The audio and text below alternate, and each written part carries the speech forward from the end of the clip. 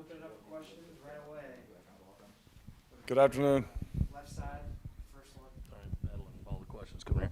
How's it going, Sat? Thanks for doing this. The running game seemed to break loose last week, especially on some of the edge runs. Just how much of a departure was that, I guess, from what you guys had been doing, and had that always been in there, and last week you just decided to start using it?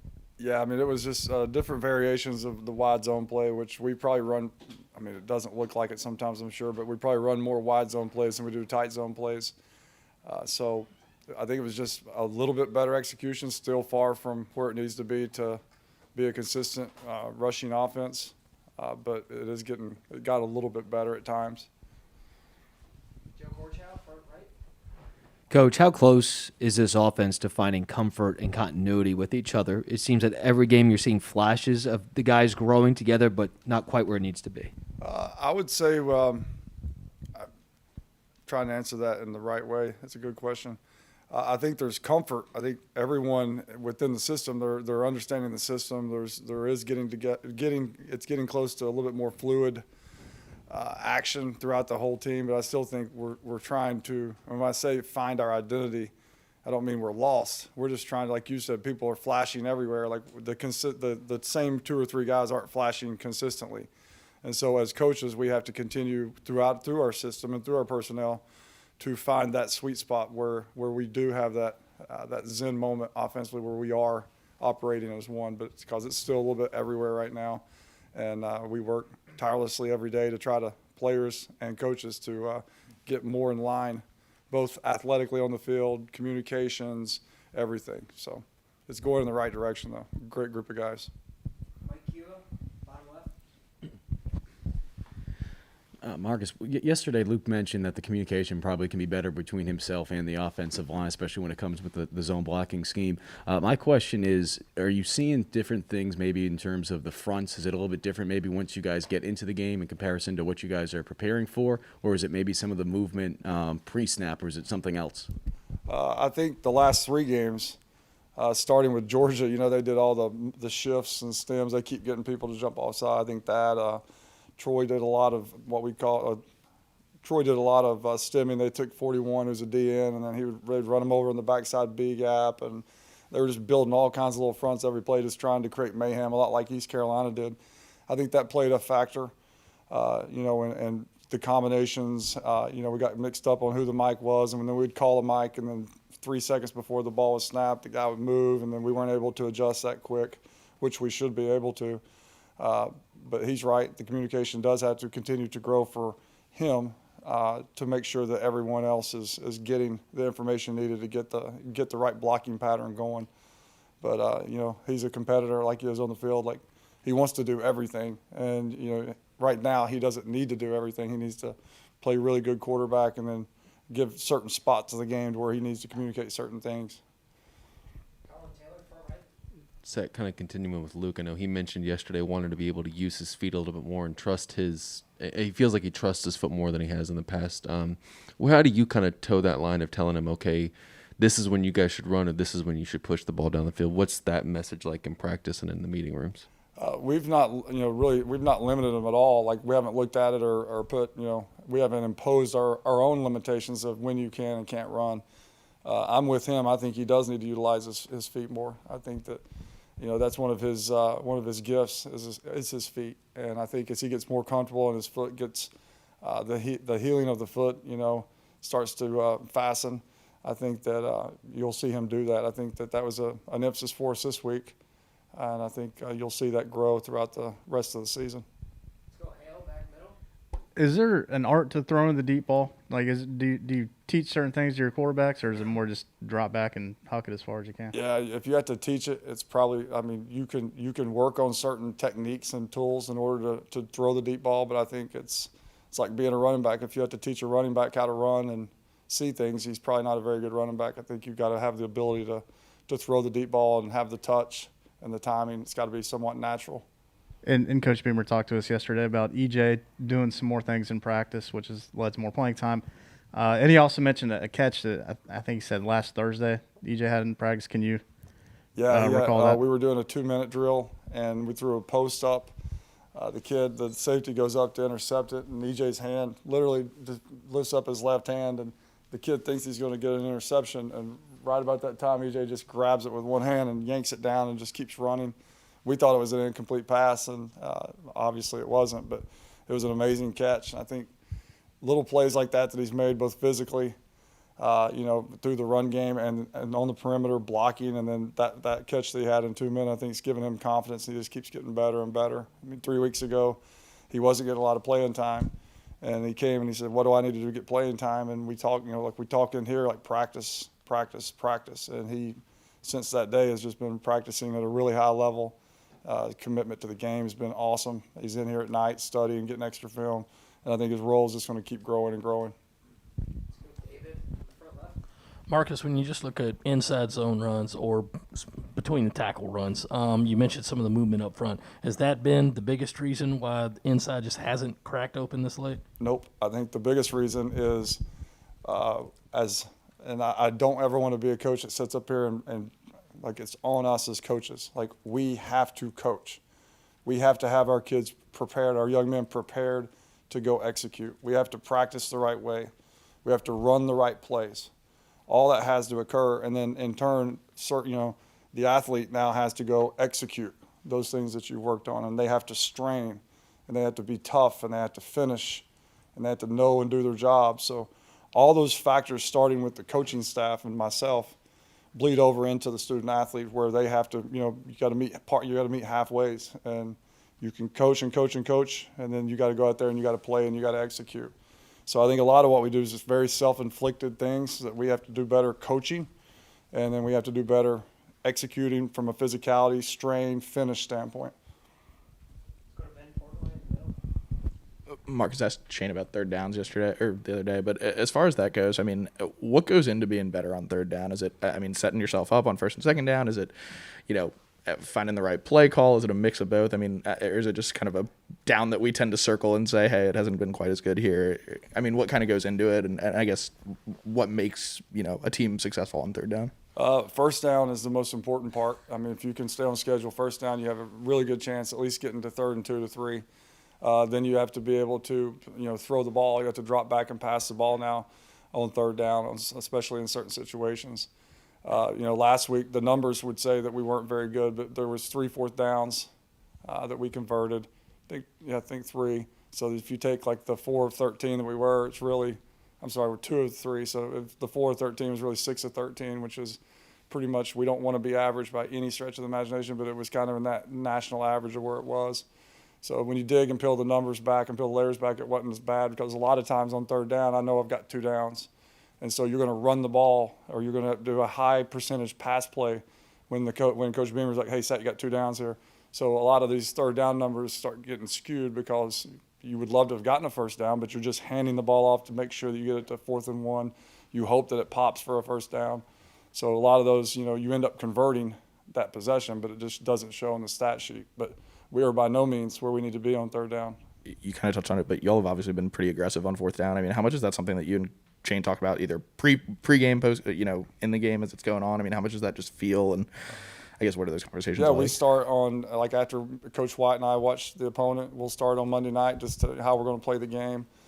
Do we need to try to stay on the field longer? If so, how can we steal possessions? Is it, going for it on 4th down? How close do we need to be to kick a field goal with Coach Limbo? And then that kind of plays into it. I mean, if we can make a field goal from the 30, that's one thing. If you don't have a kicker that can make it from the 30, there's no need of punting. So just, Coach Beamer's whole thing is just make sure you have a set of plays once you cross the 50 in that little strike zone area that is a 2-down, 3rd down call. So there's a lot that goes into it. And again, I don't want you to think that I wasn't saying we were great on 3rd down, because we are not great on 3rd down, and we have to get a lot better. But there is a lot of things that go into that. Colin, front right. So kind of continuing with that a little bit, it seems like the offense was great against Troy, getting over into plus territory, and really stalled once it got past midfield. Is there a common theme there, or what as coaches or players do you guys have to do to be able to finish drives and score touchdowns? There was a couple on me, because I went into last game and I basically just said, we're throwing this thing and we're freaking going. We're going at it. And so there was a couple times, especially in the first half, where we hit the reverse and we got down to the 30, 45, whatever it was, across midfield, took a shot. Then we run it on second down, got 4 yards, and then we didn't get it on third down. We had to kick a field goal, I believe, on that possession. But there was a couple times where I was just taking shots and kind of just – I cared a lot about the game, but at that moment I wanted our guys to play free. I wanted them to just loosen up. And so early on, I think that hurt us. And then just not being able to consistently hand the ball off and run it when you get into that area, it starts to affect you because highly rated red zone football teams can run the football. And usually when you get in the red zone, that's when you run your quarterback. And right now our quarterback, I'm not going to do that until he gets fully 100%. So we have to find a way as coaches to hand the ball off and run it. And I think that will help us. But you're right. I think there were 6 possessions where we had a 1st and 10 across the 40-yard line that we got 9 points. And if you just score 2 touchdowns and get 2 field goals, it feels totally different. And I guess Zaquandre started the first 2 games, and then Kevin started the last 3, and I don't think Zaquandre's had to carry the last 2. Is that just guys playing better than him in practice, or what do you think he has to do to get on the field more from an offensive standpoint? He's been practicing well. He's contributing on special teams. I think Kevin and Juju have been our main 2 ball carriers the last couple of games, and I think that's just – it's fortunate yet unfortunate for the kid, I guess, that there's 4 really, really good running backs in that room. So you can only hand the ball off to one guy, and you got to keep working and preparing. And when you never know when his chance is going to come. It may be this week. He goes out there and he just goes off. You don't know when it's going to go. You just better be prepared and be ready to do that. And so he's always got a smile on his face, super competitive, great practice player. And again, he's bought into the special teams aspect. And, my thought process on him has definitely not changed. He just has to keep working, and when his opportunity comes, capitalize on it. We got time for 2 more quick ones. Hale in the back and then Mike. What does it mean to you to go back to Knoxville on Saturday? It's pretty cool. I mean, my dad was a high school coach in East Tennessee, so I grew up going to games there. I think it was Section Q, row 19, seat 21, 23. I can see it right now. It's going to be really cool. I went back at one time when I was a head coach at Tennessee Tech. That was pretty neat. But it's going to be really cool to be another SEC team. You get to go in there and actually, have a chance to win the game.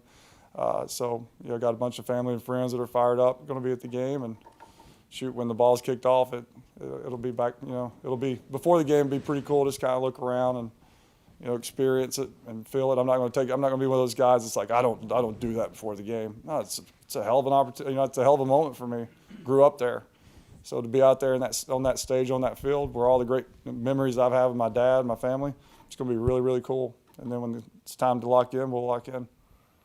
Let's go. Last question, Mike. Marcus, 2 questions. One I forgot to ask you. When you go back to the with pre-snap, in your offense, do you guys have Eric or is Luke identifying the mic? Eric will identify the mic, and then Luke will either agree with it or if he wants to change, because Eric can't see everything. And so if there's something that Luke can see from a perimeter standpoint, he has the right to override it any time he wants to. And the other thing I was going to ask you is, obviously it's so easy just to look at the offensive line, but this year in comparison to last, I know they were under center a lot with you guys. It seems like you guys are doing more out of pistol. Is that to be able to help with those angles instead of doing it more offset? And how has that kind of been helping the timing of the running backs? Because I'm sure it's a little different for them when they're trying to hit that hole, not being, in that I formation. No, I agree. And it's shocking for me to answer that question, because if you would have told me 2 months ago, I'd have told you I was probably under center more. But I think it's got a lot to do with Luke, his foot, making sure he can get out from under center. And you can, whether a guy's a good gun runner or a good pistol runner, we can format and adapt to that at any moment. I do think when you can get under center, the back has a greater chance of getting downhill and getting positive yards. I think it's really hard when you're an offset gun and it's zone read and he doesn't know if he's getting the ball or not. And then you hand the ball to him and then you run aggressively. But before a second ago, he had no idea if he was getting it or not. I don't like all that stuff. So I don't know if I'm agreeing or disagreeing or helping you or not with that answer, but once everything starts to calm down and Luke starts to get even more healthy, I think that there'll be a great mixture of under center and the pistol and the gun. Appreciate it, Coach. Thank you all very much.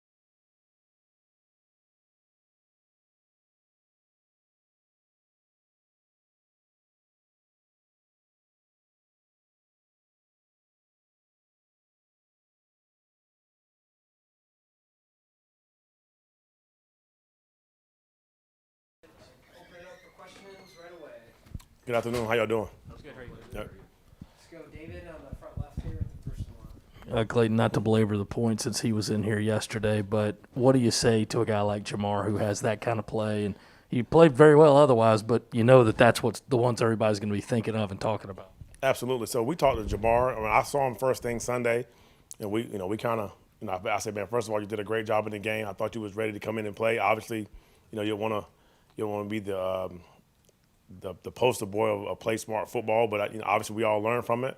It's one of those things where you didn't think it would happen to you, and obviously we learn from it, move on, and he allowed me to make light of the situation with the defense, and you also use it as a learning moment for us. But the most important part was he was also the fourth safety going into the game, ready to play, and I thought that was the most impressive part of his play, that he stepped up when it was time. Let's go, Colin Taylor, front right. Clayton, what was your reaction to seeing Jamar's GIF? You mentioned making light of it. What was your reaction to seeing kind of his reaction to it? I mean, at the time it was funny. It was time to laugh. So we overcame it. I was at home with my family, so I'm not going to feel the way I felt on the sideline when it happened. So we laughed about it, and I kept laughing at the rest of them that kept coming through. I kind of told them, you've kind of made it from a meme standpoint when they use you as the Michael Jordan crying face. So if I'm him, I'm taking that and I'm using that and running with it. So I thought that was the best part of it. But it was definitely funny when you start after we overcame it. So. And Tennessee obviously has a pretty mobile quarterback. I think Hooker's going to start for them. How do you go about mimicking that in practice, and how do you feel like the defense has responded through the first 2 days of practice? Yeah, we've had a really, really, really good practices here. Our guys are locked in. We obviously back to SEC football, and Hendon Hooker is a really good athlete, good quarterback. He's been around for a while, and so we just got to continue. We have guys on our football team that can run around and throw the football very similar to him. So I think our scout team guys have done a really good job of just giving us the best possible look. Let's go, Ben Portnoy in the middle. Yeah. Clayton, we kind of sad about this on the offensive side, but as far as third downs go and third down defense, I guess what goes into being good on third down on defense? I mean, is it just like a down that we tend to circle and say, hey, it wasn't as good here? Like, I mean, what goes into it, and maybe what goes into being successful on that down? Yep. One is trying your best to keep them behind the chains on first and second down for his defense. Third and medium and third and short on the defensive side are hard. That's hard football, and obviously nothing's easy, but that's definitely a harder down. So you got to stay ahead of the chains, and offensively they want to stay ahead of the chains as well. And I think they give yourself the best chance. If you're in a bunch of third and fours on defense, it's going to be a long day. So you want to stay out of those situations as much as possible. Corey Diaz, back left. Clayton, in your coaching career so far, whether it was position coach or as a coordinator, have you encountered having to prepare for an offense that wants to try to get into triple digits in terms of play numbers, and how do you get your guys ready for that kind of tempo and that kind of environment once they're on the field? Yep. So obviously, football has changed over the past 10 years, and obviously Coach Heupel and those guys have kind of set the bar very high on plays per minute. So the only thing you can do at practice is make sure your guys don't get comfortable. It's not going to be the same. Obviously, we watch TV copies of games to show the pace of play. Our guys are football junkies, so they knew. Coming in, that Coach Heupel came from UCF, and so they're ready for that mentally. But obviously, trying to replicate that at practice is going to be hard to do. But we try to at least make sure they understand that the tempo is going to be fast, and we do as many plays as fast as we can.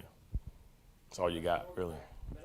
What are some of the coaching points you have for your guys when you're teaching them? Like, is it just, hey, get up, get lined up, and get the call and that kind of thing? So you really got to have a plan, and you also got to continue to coach them on the little things. Like, for example, if you make a play, this is not the time to turn around and do a 5-second celebration. It's time to get up, eyes to the sideline, and play with a lot of sense of urgency. Things that we kind of the word of the week here, just moving around fast, and you got to have a great sense of urgency. Understand what's going on, understand the situation, understand what's going on with Tennessee and how they run their offense. That's really the main thing that you got to just change the mindset after post play. Let's go back to David, front left. Clayton, when you have a situation where you're not going to have a player for the first half, like RJ this week, first, how do you handle that at practice, knowing that he could end up still playing? And two, who's taking first-team reps for that starting spot? Right now, Jamar and Jalen Dickinson have been kind of splitting those reps, trying to figure, making a decision as a staff as the week goes to see who's going to go out there first. Jalen's been playing kind of both like we normally do, just to make sure that guys are ready.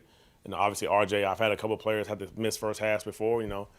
What I tell them is, you have a chance to go watch the plays that they're running. When you come in, you should already know what they're running. Let's get where the ball is going to be at. So you can use that to an advantage. You got to find a positive from all negatives, and so obviously that's what me and RJ has been talking about. But as far as reps at practice, he's working hard. He's working harder than he ever has because he knows he's going to have a less reps, so he want to come in. He want to have an effect on the football game, and he's also helping Jamar and helping Jalen Dickinson and Foster at that position that he was playing. Coach, when you face a team that goes tempo like Tennessee, which part of the defense gets stressed the most in terms of trying to communicating quickly enough to make sure you're in the right play when they snap the ball? Because is it the defensive line? Is it the secondary? Which unit has the most stress on it when you go tempo? I would say the guys that are farthest from our sideline. So I think the D-line and it's going to be the same amount of activity, but it's the guy that's the farthest away from our sideline is the one that kind of stresses the most, because he want to make sure that the call got relayed to him. So that's kind of what the outside linebacker to that side, the DN to that side, the safety to that side, and the corner to that side. Let's go to Mike Hugo, front left. Clayton, I mean, every week obviously changes, but with Tennessee running the ball as efficiently as they did last week, knowing that they probably want to continue to be able to run the football on you guys, and I think back to that Kentucky game, and then obviously last week with Troy at times, how much have you guys emphasized that and being able to fix maybe some of the run gaps in terms of, whether it's the defensive backs, it's being able to step up and fill those holes so they don't have those explosive plays like we've seen the last couple of weeks? Obviously, it's one of those things where you want to make sure that you're harping on everything. As a good defense, you kind of want to be good at the run and the pass, right? If you're good at the run and you're not good at the pass, then and some people think you're a good run stopping defense, but you're really bad against the pass, and flip and vice versa. We want to try to be good at both. That's our goal. We don't want to, be that one-sided defense. So we can continue to harp on those things. DBs, linebackers, D-line, everybody's, changing the math up front, getting off blocks, and it's not just one guy. So obviously Tennessee, they put up some pretty big numbers just last week on the ground, and obviously they're a run-first team, and so we got to make sure that we understand who we're playing. Yep. Clayton, going with an up-tempo offense and having to combat against it, how do you toe the line between trying to mix fronts and mix coverages while keeping things simple to relay messages quickly to that defense? Sometimes some offenses make that impossible. You really, playing with fire when you do that. So you have to be great on the sideline. That's where, offense moving the ball, offense getting first downs. Anytime our offense can do what our offense did last week, that gave us even though they probably want more points, which we all do, but our offense did a great job last week of getting first downs, moving the ball. That gives us more time on the sideline to talk about what we're going to do when we go out. So I thought that was the biggest part of the game last week. And, from a defensive side, that's what won the game for us. We made some changes last week because our offense converted a couple third downs on the next to last drive, and we go out and get the sack fumble. It was huge. Just getting first downs is big time, on these kind of games here, obviously keeping us off the field. So we could talk on the sideline about what we're going to do. But you really don't have time to answer your question. We don't have time to yell out or signal all these certain things. You do not have time for that. Let's go to Hale in the back middle. Kind of going back to what you said to my other question about guys not celebrating too much. Yeah. You guys are normally okay with guys, celebrating with each other after a good play and that kind of thing. What's sort of your philosophy when it comes to, guys wanting to celebrate making a good play and that kind of thing? What do you say to them when you're not having to worry about getting lined up real quick? I got you. So, obviously, it's express yourself. Express yourself in a manner to where it doesn't affect the football team. From a flag, find your teammates. So really we preach on, I tell my guys, you can almost do whatever you want besides the cutthroat, but as long as you're doing it with your teammates, we all good with that. So that's the most important thing, that we want to make sure that you're doing it with your teammates, but express yourself, get it out, and let's snap back in. Let's go front middle, Ben Portnoy on the camera. Clayton, I think you were on the UConn staff when you played Oklahoma, and Josh was running the offense maybe then in 2011, if I'm dating back. I don't know if you remember it at all, but No, they played him in the bowl game, but I was not there. okay, never mind. No problem. I don't know if Josh was running the offense when they went at Oklahoma. I played against them at Stanford on a bowl game in 2009 in Sun Bowl, but I watched that game. Yeah. Let's go over to David on the front left. Clayton, you mentioned celebrations, and I know a lot of times the NCAA will show you videos about what not to do. You ever show them videos about, hey, you can do that if you want to, like some old Miami Hurricane celebrations or anything? No, sir.